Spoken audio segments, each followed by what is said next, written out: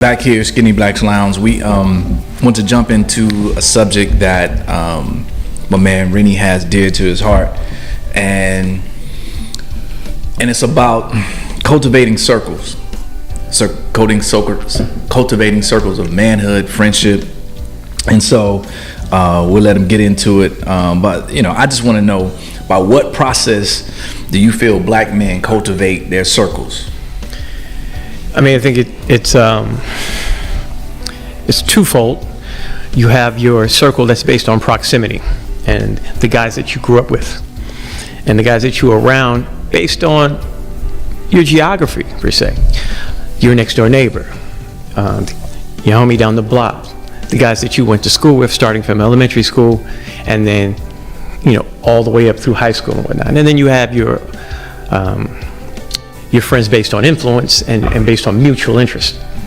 And these things evolved via, some extracurricular activities you had. Could be sports. Could have been someone that you met while you were in college. Could be somebody that you pledged your fraternity with. And so what you do is, as you start to create your circle, your sphere of influence in your life, you have to examine and evaluate these relationships and the value of them, and how much input these relationships have in your life, and how they dictate how you move in your different spaces in your life. So you may have a guy around you, a proximity brother. You love him. You got a tremendous amount of history. How is that relationship serving you? Is that relationship something that is helping you grow? Is it an echo chamber? Is it something that may be pulling you back?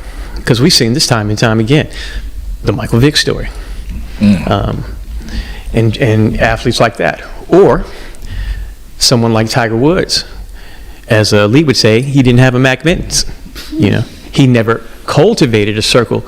So when he was falling into a space where he couldn't sustain his own livelihood and maintain his sanity, he didn't have enough people around him to pull him back and say, hey, and pull his card and put him in space. So you have the two extremes. You have the Michael Vick, who have the people that are undermining him, and then you have the Tiger Woods, who's in a space where he doesn't have anyone to hold him into account. And I don't want you to lose that Mac Mittens. So, explain for the folks who may not know the Mac Mittens reference. The Mac Mittens is the Dave Chappelle analogy for the brother that is on your team, that gives you that sage advice, but that also puts the thumb on you when you're out of pocket.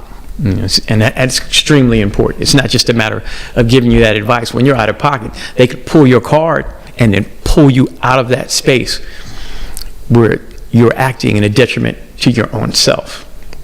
And then you have to be able to trust that person in that space, even if your instinct is to go somewhere else, like where you feel, and your feelings, your emotions are putting you in this space.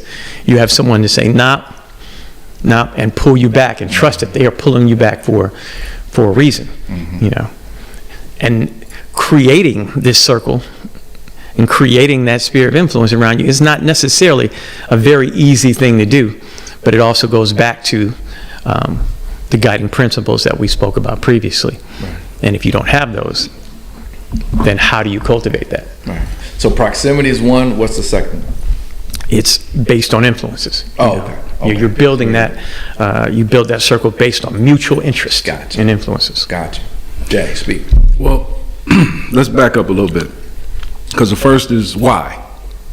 Why is it important to build those circles? Well, first and foremost, in my mind, the circle shows where you are and where your potential to go is. All right.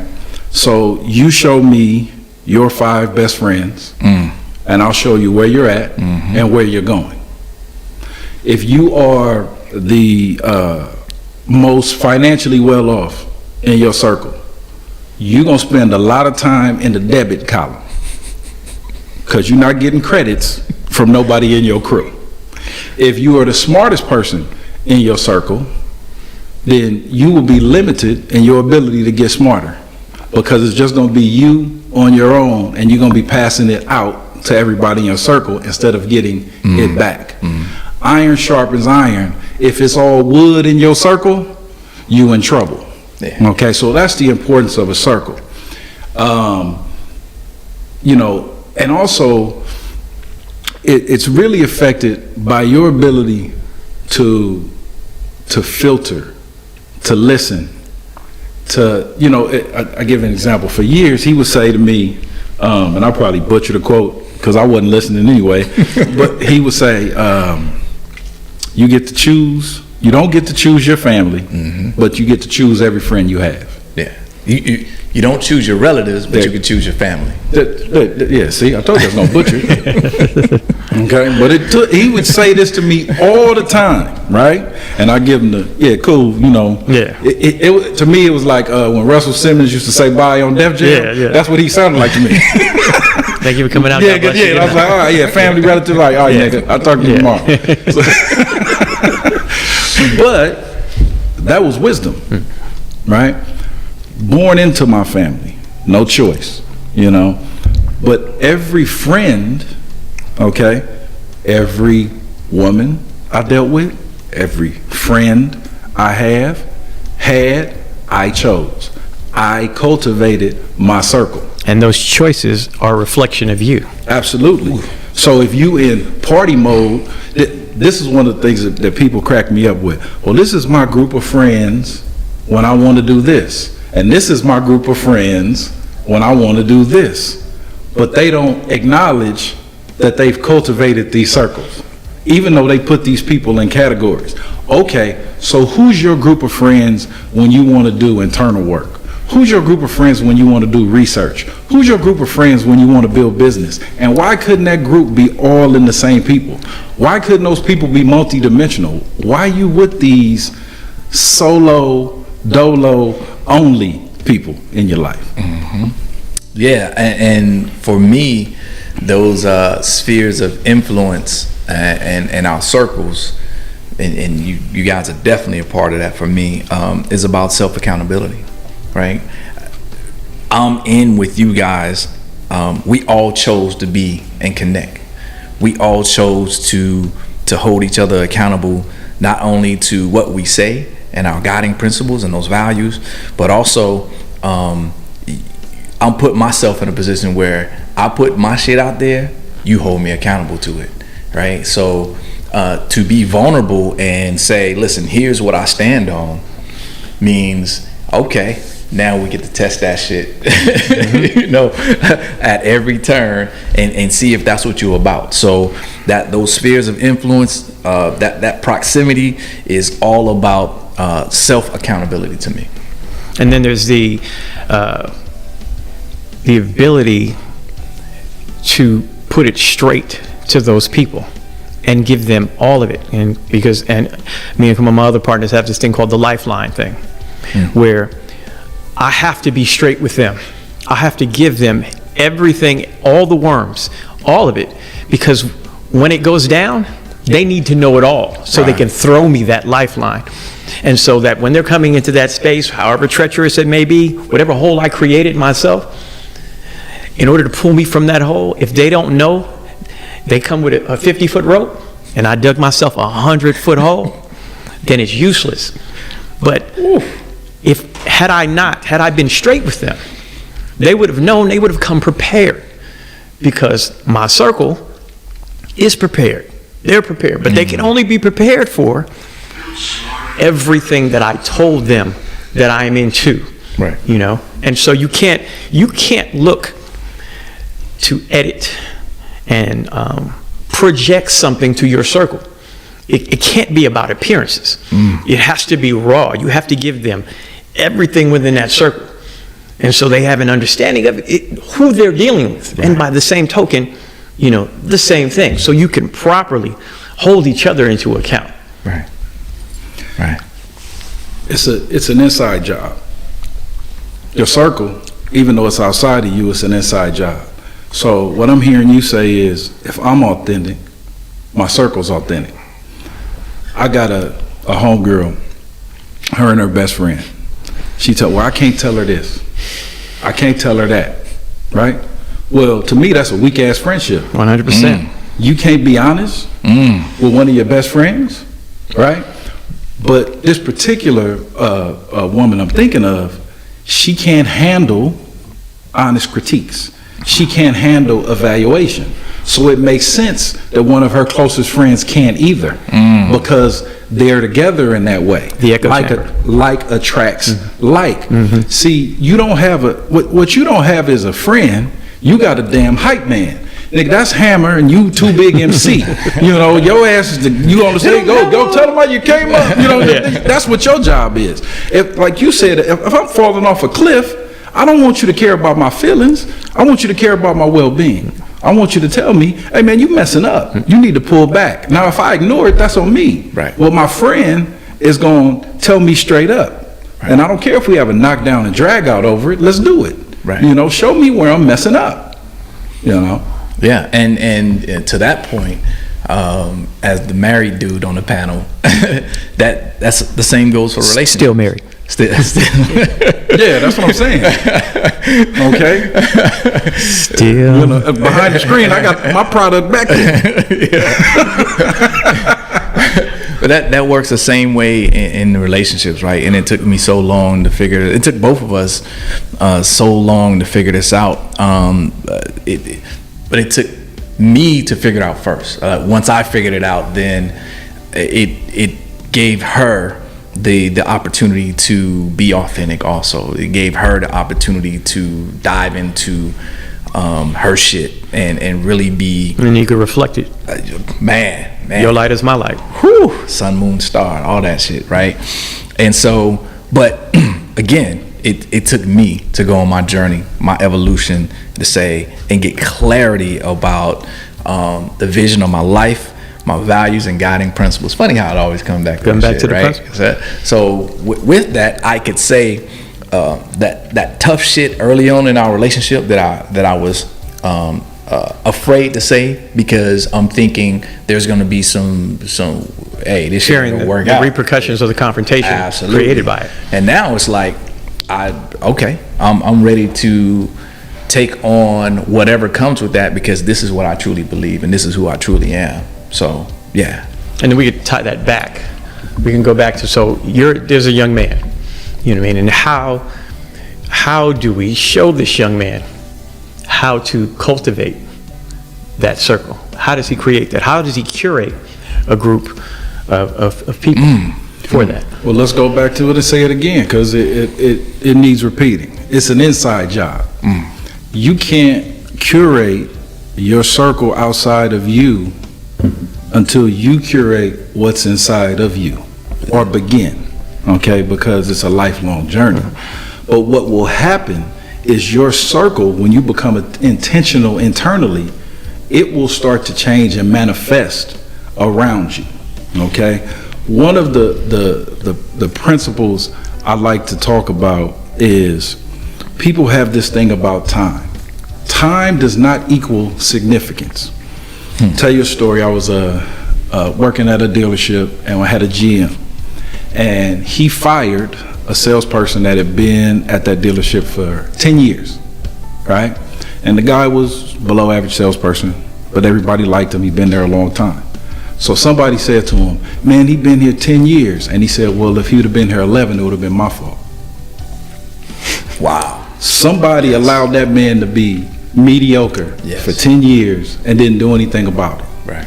Just because somebody you've known for 10 years, 20 years, 30 years, they may be loving you to death instead of loving you to life. They may be the thing that's the reflection of you that's holding yourself back inside, and you keep them there as a reminder to stay in that same space. So you can reflect that dim light, and he's going to give it right back to you. And you can't drop them because you can't drop yourself. Ooh, I wouldn't say may, I say definitely. Well, you know, everybody got a different story.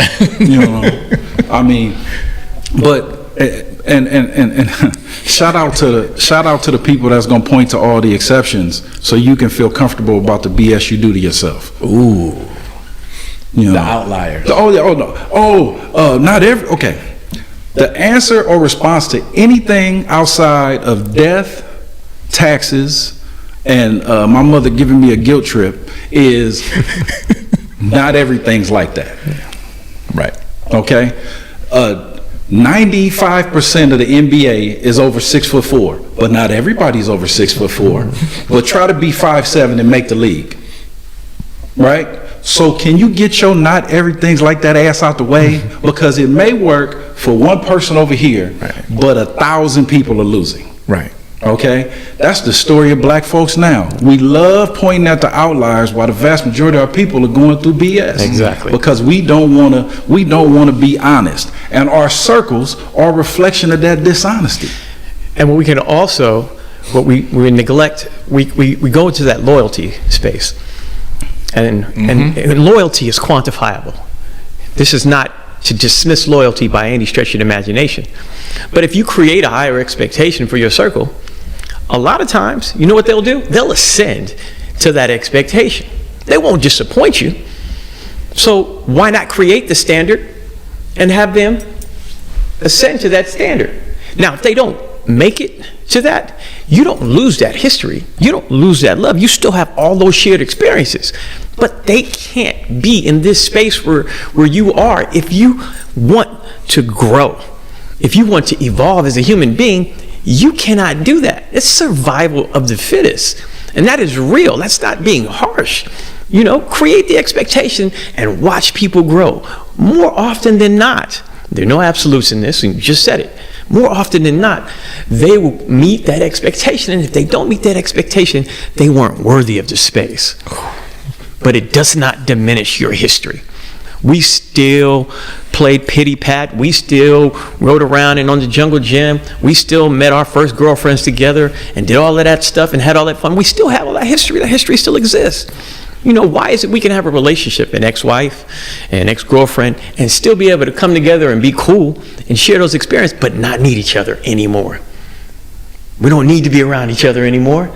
We had those experiences, and I could go there and I could visit those experiences on occasion and be excited and say, yeah, rah, rah, it was cool, and have fond memories of it, but I could wipe my hands with it. You need to do that with your relationships also, and those people in your proximity.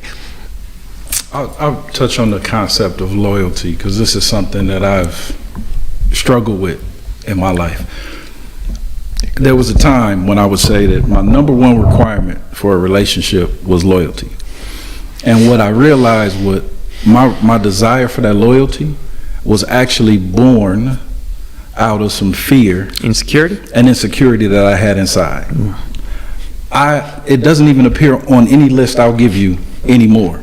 And I have the most loyal group of people I've been surrounded with in my life, and I've never asked for it, right? The people that are truly loyal to me never got the request, because I lost that fear. I lost that insecurity, and all of a sudden the circle changes. You don't have to actually have an expectation of someone else. You cultivate it inside, and people fall off. Hey, listen, people that really like to smoke weed don't like to hang out with somebody that don't, because they kill the buzz.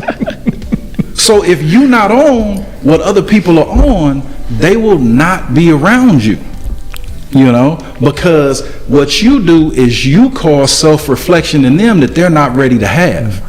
Okay, that's where some of this trigger warning stuff comes from. Okay, you might say something, we don't know, we didn't say nobody's name, this ain't about you, but it's sure to touch that don't hurt me spot, right? So your circle also shows all your don't hurt me spots, all your weaknesses, all your insecurities, and then people get close to you and they point some stuff out, and then it becomes, oh, they changed, I don't want to deal with that person no more. Okay, they no longer fit the defense line that you like to put around yourself. When somebody breaks ranks, oh, I can't be around that person no more.